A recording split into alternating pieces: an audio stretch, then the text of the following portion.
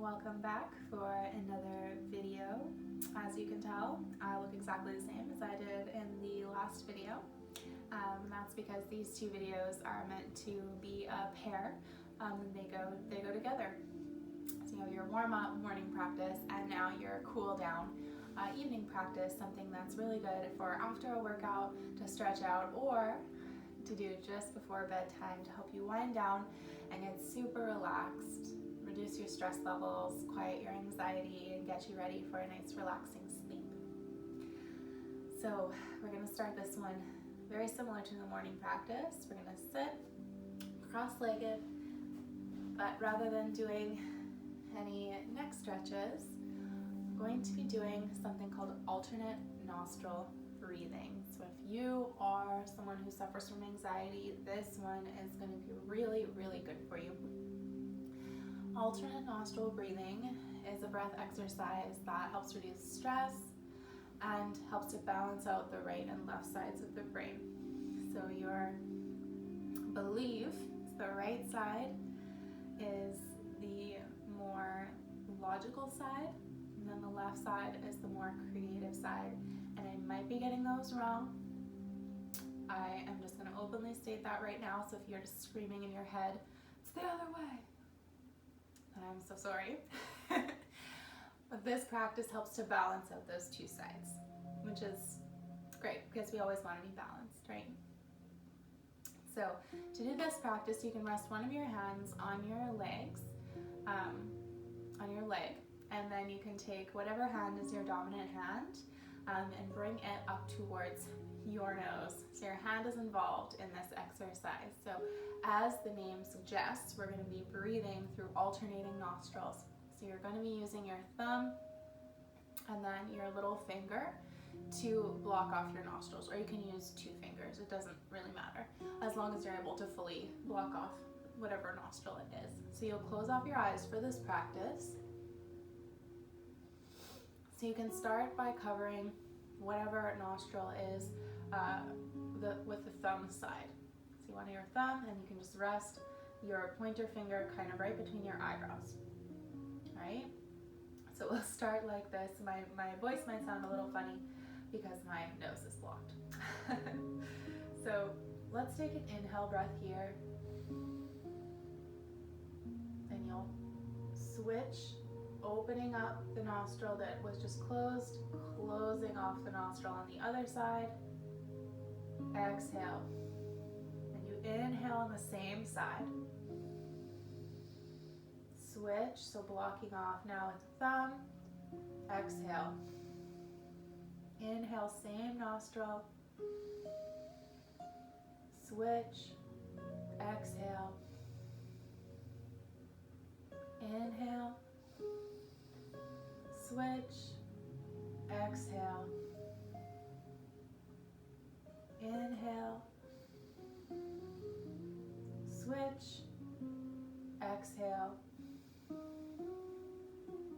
Inhale.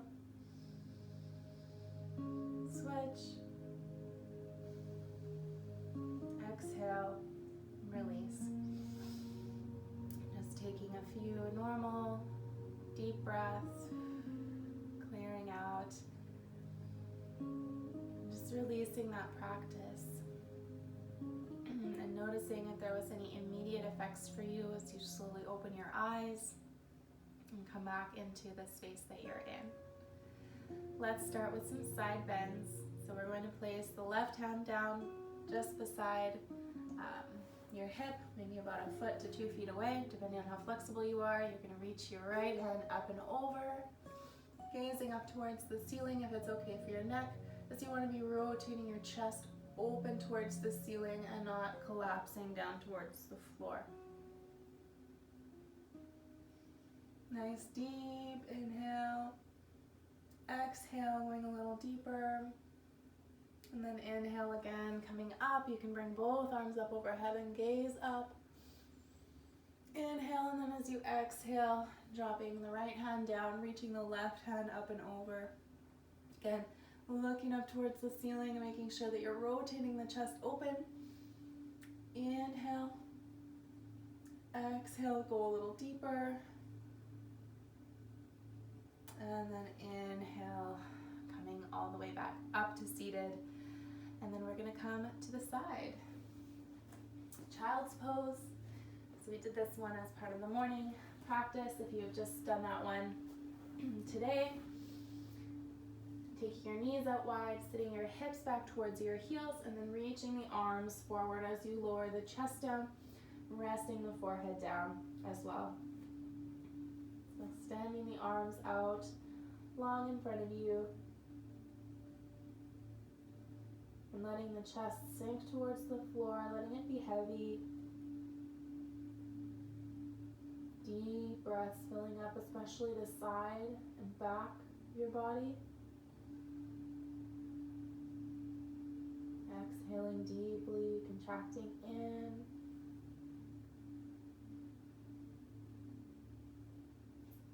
Coming onto all fours now.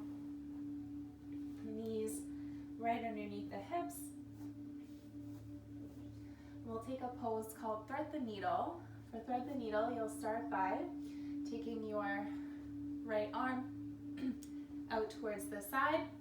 So this is our needle, and it's going to thread this very, very large eye between, oh no, this is our thread, not the needle. So sorry, mixed up my metaphor. This is the eye of a very large needle that we're threading through on this side. And bringing the shoulder down to the floor. You can tell I haven't sewn anything in a really long time. So it's just like child's pose in that we're lowering the chest down and reaching the arm forward, but we're keeping the hips lifted, so we're not sitting the hips back at all. In fact, we're trying to make sure the hips are right over the knees. So if you feel like your hips are maybe a little bit back from your knees, then see if you can just shift the knees back a little bit. That'll help to get a better twist, because this is a twist, twisting through the upper body as you keep your hips nice and square with each other, rotating down to that shoulder on the floor.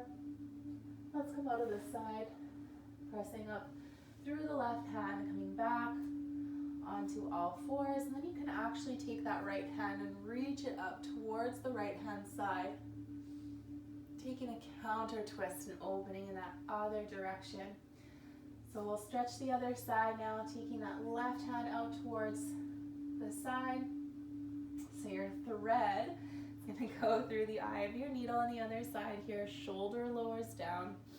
So right off the bat, notice if your hips are going a bit funny. So what's going to happen most likely is that the left hip is going to start to dip down and it's going to try to follow the twist, but it needs to stay nice and square with the other hip so that it can be a foundation point for the spinal twist and not part of the twist itself. So we're not trying to make our entire body into a twist, including the legs and hips. That would be starting to get a little bit crazy and probably wouldn't be really effective. So letting the chest lower down, body weight comes down onto that shoulder. And by the way, if your shoulder doesn't come down to the floor, that's not anything to be too worried about. You might not be able to rest your head down all the way, but gravity will be working on your upper body to help open that shoulder up as you do stay and consistently practice this stretch. But we're done with this stretch for now, so let's come back up, pressing into the right hand, and we'll do that same counter stretch, lifting and opening out to the left before placing that left hand down. Let's come into downward facing dog. So walk your hands forward a little bit. And you shift your hips forward so you come into a low plank position. Grounding through your fingertips and through your palms, you'll tuck under your toes, lift your knees, hips go up and then back. So you might want to step your feet back a little bit here. You might want to bend in your knees a little bit or a lot, depending on how tight you are through your legs. So I just did that morning stretch, so I'm still pretty open. But we're going to walk out the dog here, bending in one knee at a time as you extend the opposite heel down towards the floor. Breathing nice and smoothly the whole time. I know This is a challenging pose. This is as challenging as it's gonna get. Let's bring the knees back down to the floor. And we'll come to a low lunge. So maybe I'll step my right leg forward first so you guys can see it a little better. Right leg comes forward for a low lunge. So you're gonna get things lined up with your legs so that you have your knee right above your ankle. You can move your back knee as far back as you want to get the maximum amount of stretch for your hips, and then you can come up onto that front leg so that your body weight now for your upper body is bearing down on your hips, helping them to open up a little bit more. Nice smooth inhales and exhales here, and then we're going to bring the hands back down. Inhale, chest lifts.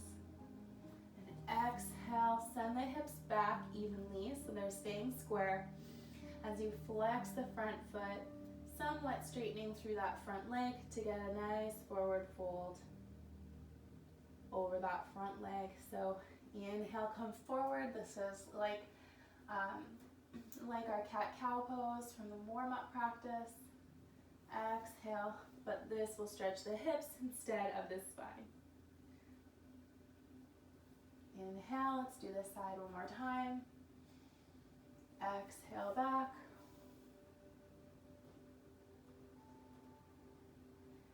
Excellent. Bringing your hands forward. Probably want to move your right hand inside of your right foot so you can shift the foot back. And we'll go right into the other side, same thing. So now we'll shift that left foot forward. Coming into our low lunge. So again, knee right above the ankle, and then when you have your foundation all set, you can bring yourself up over top of your hip. Nice low lunge position. Great stretch for the hip flexor on this right hand side, and then you also get a bit of a stretch for the left hip as well, just in a slightly different way. Let's bring the hands down. Inhale, starting our flow. Exhaling, sending the hips back evenly, getting a bit of a forward fold, bending through the knee here if you need. Inhale forward, exhale back. So we're going to do this 3 times. One more here. Inhale forward, exhale back.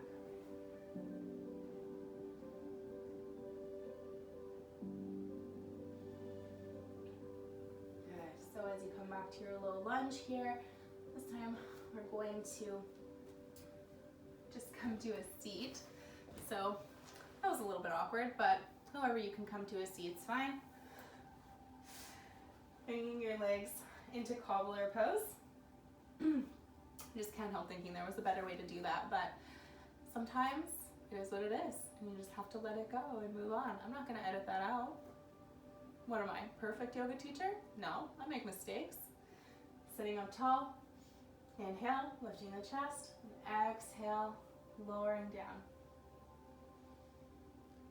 Lifting the chest forward, sending the head, crown of the head out, so you're lengthening through your spine, then exhale, coming forward. So cobbler or butterfly, forward fold, trying to keep the spine nice and long for one more breath. And then as you're exhaling here, you can start to round through the upper portions of the spine, bringing the crown of the head down towards the feet or down towards the floor.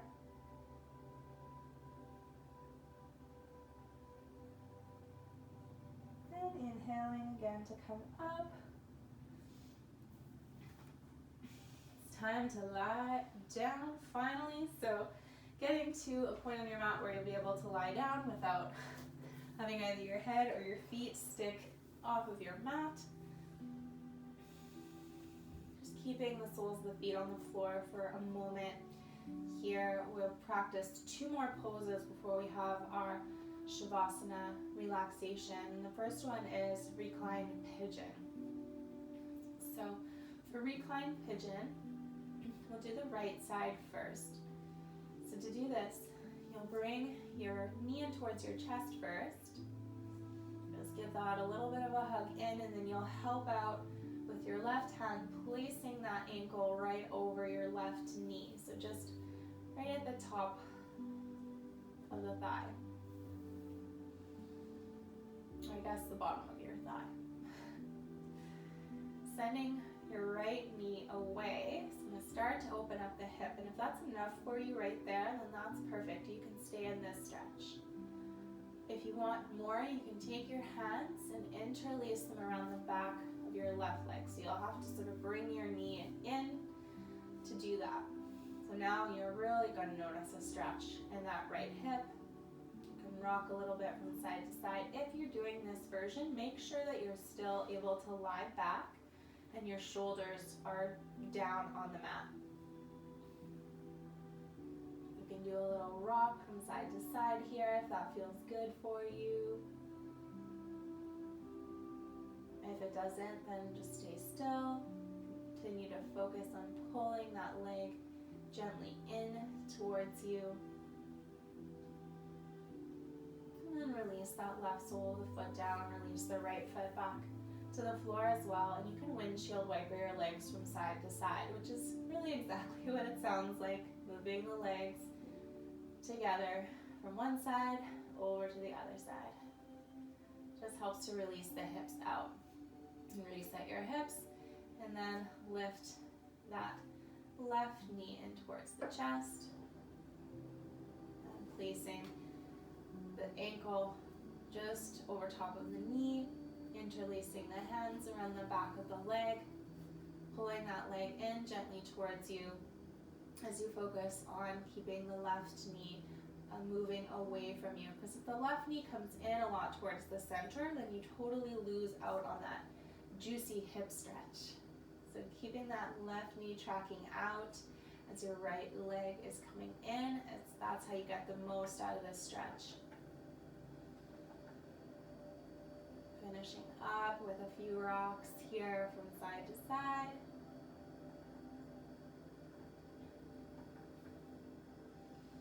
And then releasing the foot down, both feet, taking a little bit more of a windshield wipe from side to side. And then when you come over to the right hand side, you'll just stop for a breath or two, taking a little gentle spinal twist here. So we've already done a lot of twisting. So we're just going to take a very gentle spinal twist. Couple breaths on that side, and then up and over towards the left hand side, just letting the legs flop over as far as they can comfortably go, bringing the knees back up into the center and just hugging the legs in towards the chest, keeping the tailbone grounded down towards the floor, so you're not rounding up a lot away from the floor with the tailbone. You can rock a little bit from side to side. Again here, this is just to massage out the lower back, finishing off our practice, our movement, our pose practice as we get ready for Shavasana, extending the legs out long, tucking under the pelvis so that your lower back becomes slightly more flush with the floor below you, tucking under your shoulders, under your chest so that your chest has more of a chance to broaden. So you rest your arms down alongside you, a little ways away from your body with the palms turned to face up. You can let your feet and legs relax. The feet might flop in or out towards the sides, and that's fine. Just letting the whole body be very heavy into the floor for this part of the practice. A lot of people, when they're practicing at home especially, will skip out on the Shavasana portion. You might even be reaching for the space bar to pause this video right now. And if you are, you've been caught red-handed, you should get back on your mat and lie down, because this is a challenging part of the practice. And it is so worth doing. As you still the body, your mind will come active as you've been focusing on these poses and the breath, your mind has likely been distracted from a lot of the other thoughts that would normally be taking place. And now they're going to start to come back. And that's not wrong, that's not bad. But yoga gives us this chance to cultivate some peace and some space within our mind, and we want to hold on to that, and that's where our Shavasana becomes so important. Because if you just jump right back into your life, then you're not going to be giving yourself that space, and you won't be getting the maximum amount of benefit from your practice. So the return on investment for staying for just a few minutes on your mat after settling down, just to be present with your breath and how your body feels. So what I like to do is scan through the body from the soles of my feet all the way up to the top of my head, including the face, the front and back of the body, arms, everything, and relax, surrendering to gravity, just being held by the floor beneath, letting everything be still, and letting the mind be quiet. And should a thought arise, now simply acknowledge that thought and let it go with gratitude, Marie Kondo style. Your thoughts are survival mechanisms. You have this big brain to keep you alive, to keep you sheltered and fed, and all those other important things. And that's what most of your thoughts at the end of the day are trying to do. They're trying to keep you alive, keep you flourishing. But now is not the time for indulging those thoughts and getting lost in a train of thought. You can thank the thought, let it go, come back to that stillness, and come back to your breath as well. If you need a guiding anchor, just focus on your inhales and exhales.